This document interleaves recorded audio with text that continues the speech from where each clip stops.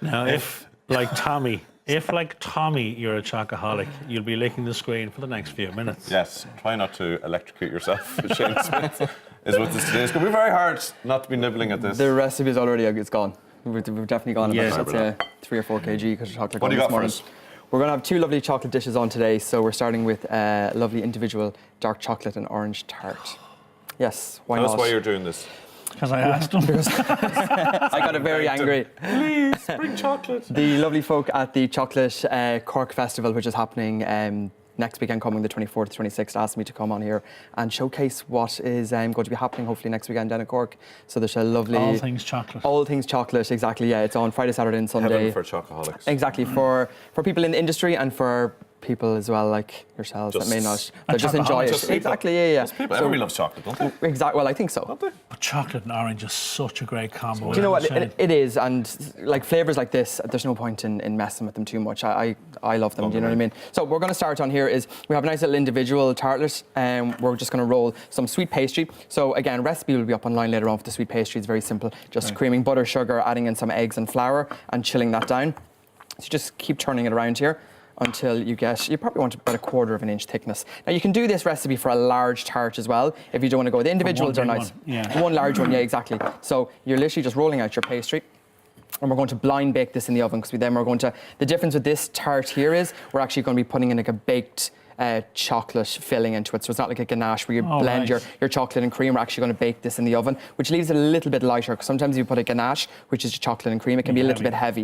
Yeah. So line it down, roll it over with a rolling pin just to get a nice kind of smooth edge. What I always like to do then as well, just take a little small, I'm going to turn, I have that on, multitasking at its best here.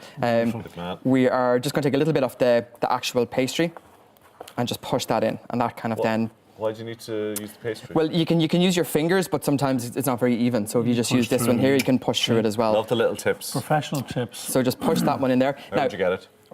Well, there you go. Here. This goes into the fridge then. I nearly started snacking on these earlier on, and he wasn't going to stop me. Well, explain to us what they are. These are actually chickpeas, or you can. Well, after the choking on the cupcake earlier, yes. So this goes into the fridge. Let your pastry relax, because if it don't, it shrinks down the sides. Okay. So you're putting that in here. You're taking blind baking. Blind baking, exactly. So you just put in. You can use rice, you can use beans, whatever you have. About 170, and again that stops the pastry from falling down, and it holds it around the rim as well. Pop that into the oven. When it starts to go nice and golden around the edges, take the filling out, or the baked beans, and then put it back into the oven just to dry it out. So again, that leaves it nice and crisp. 170 was your temperature. Yeah, exactly. In here then we have... How long do you dry it out for? Just another, I'd say about 5 minutes or so. You don't want to go, you don't take it too much colour either. Yeah.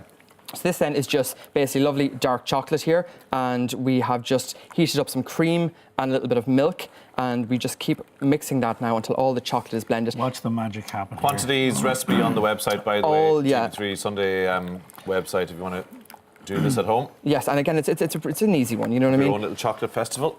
So here we have our adding in our eggs, okay? So the eggs then will thicken this up somewhat, and then this goes into a low oven, low and slow, 100 degrees for about 20 odd minutes there. Okay, dark chocolate used there. Dark chocolate in this one here, and then there's your lovely orange zest in there as well. So when you're grating your orange, don't go too far down, because it gets quite bitter then. So you don't want, where am I going here behind me? You only use zest in it, is it? You're zesting it, but you don't want to even zest it down where you have the white kind of pith as well underneath, because it is quite bitter and it leaves that little bitter taste. Try and use just the zest. Just the top part of it, yeah. Never take the pith. No, ever. Would I? Just the orange. Filling then, you've added in your zest, that pours in.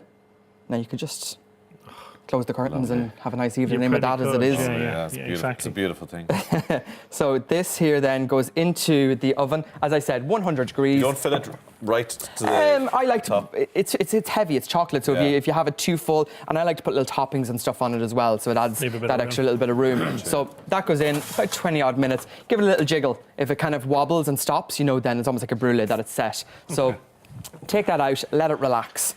Okay. Let it rest. So what we do here, now here's a little tip for you. If you've made this the day before and you want to make it look like you've literally just taken it out of the... You've managed not to sneak down the middle of the night and eat it. and nibble on the corners. Boiling water, hold it firm. Now if you drop it into the water, I can't be held responsible for that part.